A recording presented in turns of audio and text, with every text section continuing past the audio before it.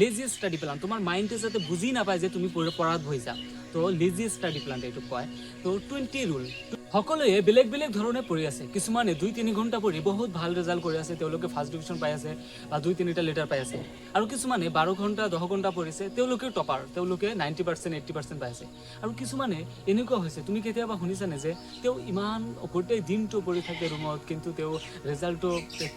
কি কৰিলে ফেল কৰিলে বা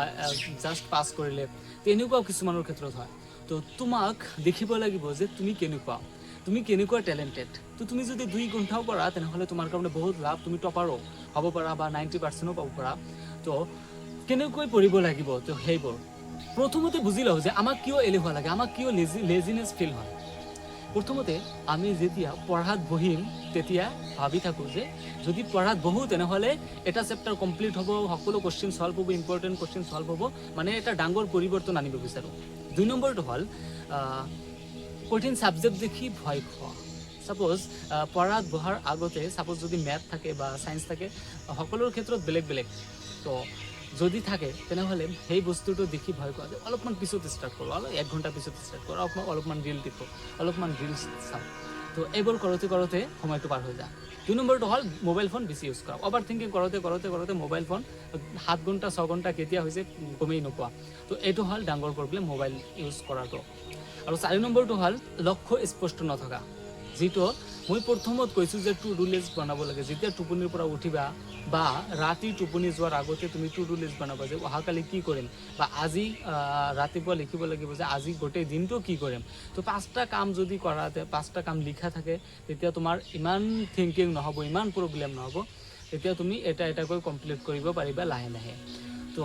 টু ডু লিষ্ট বনাব লাগে সেইটো হ'ল লক্ষ্য স্পষ্ট যদি নাথাকে তেনেহ'লে এলেহুৱা ফিল হয় লেজি ষ্টাডি প্ল্যান কেনেকৈ বনাব লাগে লেজি ষ্টাডি প্ল্যান তোমাৰ মাইন্ডে যাতে বুজি নাপায় যে তুমি পঢ়াত বহিছা তো লেজি ষ্টাডি প্ল্যান এইটো কয় তো 20 মিনিটছ ৰুল তোমাক যদি পঢ়িবলৈ মন নাযায় তুমি এতিয়া ভাত চাত খাইছা তোমাক এতিয়া পঢ়াত বহিব লাগিব তেতিয়া তুমি জাষ্ট ক'বা যে মোক 10 মিনিটৰ কাৰণে বা 20 মিনিটৰ কাৰণে পঢ়িব লাগিব জাষ্ট বহিব লাগিব সৰু বস্তু মেথৰ 10টা কুৱেশ্যন সলভ কৰিম তাৰপিছত গ্ৰামাৰ 10টা সলভ কৰিম বা 10টা প্ৰেক্টিছ কৰিম তাৰপিছত সায়েন্সৰ এটা চেপ্টাৰৰ 5টা কুৱেশ্যন সলভ কৰিম তো এনেকৈ সৰু গ'ল যেতিয়া তুমি ষ্টাৰ্ট কৰিবা তেতিয়া তুমি কামটোলৈ যাবলৈ তোমাৰ আগ্ৰহ থাকিব আৰু যেতিয়া ষ্টাৰ্ট কৰিবা তেতিয়া তোমাৰ সেই বস্তুবোৰ 10টা 5টা এনেকৈ 3টাৰি কমপ্লিট হ'ল 3টা সাবজেক্টৰ কমপ্লিট হ'ল তেতিয়া তোমাৰ কনফিডেন্সটো বাঢ়িব 2 নম্বৰ প্ল্যানটো হ'ল মোবাইল কণ্ট্ৰলত থাকিব লাগিব মোবাইল আঁতৰত ৰাখা যেতিয়া তুমি পঢ়াত বহিবা জাষ্ট মোবাইলটো মানে তোমাৰ এনিমি বুলি ভাবি অলপমান আঁতৰত সাইলেন্ট মোডত ৰাখি থবা যদি তোমাৰ ক্লাছ কৰিব লাগে বা কুৱেশ্যন সলভ কৰিব লাগে মোবাইলৰ পৰা তেনেহ'লে তুমি সেইটো ষ্টাডি প্ল্যানত কাউণ্ট কৰিব পাৰা আৰু সেইটো আঁতৰত থ'ব নালাগে জাষ্ট নটিফিকেশ্যনবোৰ অফ কৰি থ'লেই হ'ল আৰু বেলেগ ফিল্ডত যাব নালাগে য'ত তুমি ক্লাছ কৰা বা কোৰ্চ কৰা তাতেই থাকিলেই হ'ল আৰু তুমি 20 মিনিট কৰা দেখিবা তোমাৰ এলেহুৱাটো বহুত গুণে কমি যাব 3 নম্বৰ ষ্টাডি প্ল্যানটো হ'ল সহজ সাবজেক্টবোৰ আগতে আৰম্ভ কৰা যদি তোমাৰ পঢ়াত একেবাৰে মন নগৈছে পঢ়িবলৈ মানে মন নাযায় কিন্তু পঢ়িব লাগিছিলে 1 ঘণ্টা আগত তুমি 1 ঘণ্টা অলপমান পিছ কৰি দিছা কিন্তু সেই সময়ত কি কৰিবা সেই সময়ত এটা কাম কৰিবা সহজ সাবজেক্ট যিটো তোমাৰ ভাল লাগে যিটো তুমি পঢ়ি থৈছা আগত সেইটো জাষ্ট ষ্টাৰ্ট কৰিবা যে এইটো মই সলভ কৰিব পাৰোঁ এইটো মোৰ ভাল লাগে যেতিয়া তুমি সহজ সাবজেক্ট ষ্টাৰ্ট কৰিবা অলপমান পঢ়ি থাকোঁতে তোমাৰ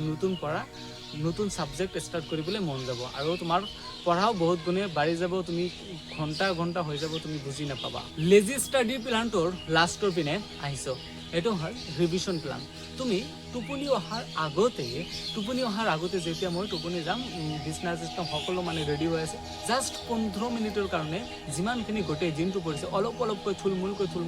তুমি 15 মিনিটৰ কাৰণে পঢ়া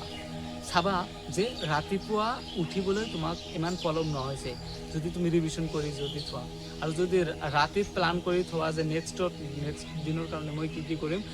সেইবোৰো প্ল্যান কৰিব পাৰা তো টোপনি অহাৰ আগতে এই সৰু বস্তু 15 মিনিট 20 মিনিটৰ কাৰণে যদি তুমি ট্ৰাই কৰা তেনেহ'লে তুমি বহুত মানে এলেহুৱা তোমাৰতো নাথাকিব তোমাৰ কনফিডেন্সটো বাঢ়িব তুমি টপাৰৰ লিষ্টত আহি যাব পাৰা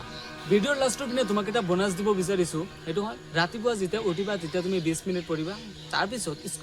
স্কুলত যোৱাৰ আগতে 20 মিনিট পঢ়িবা তাৰপিছত স্কুলত যাই কিনে নোটছবোৰ চাফ চিকনকৈ লিখিবা ডাঙৰ লিখিবা যাতে ৰুমত আহি বুজিব পাৰা ওকে কেনেকৈ লিখিব লাগে সেই বিষয়ে মই ভিডিঅ' দিম তাৰপিছত হ'ল তুমি যেতিয়া স্কুলৰ পৰা আহিবা ৰুমত বা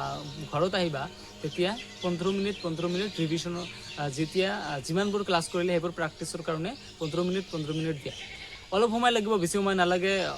সোনকালে হৈ যাব সেইবোৰ কাৰণ তুমি জাষ্ট পঢ়ি আহিলে তো তাৰপিছত ৰাতি যেতিয়া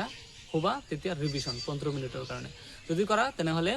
এই 2.5 ঘণ্টা বা 1.5 ঘণ্টা এই যদি তুমি কৰা তেনেহ'লে তুমি ভাল স্ক'ৰ কৰিব পাৰিবা মাৰ্কছ ইনক্ৰিজ কৰিব পাৰিবা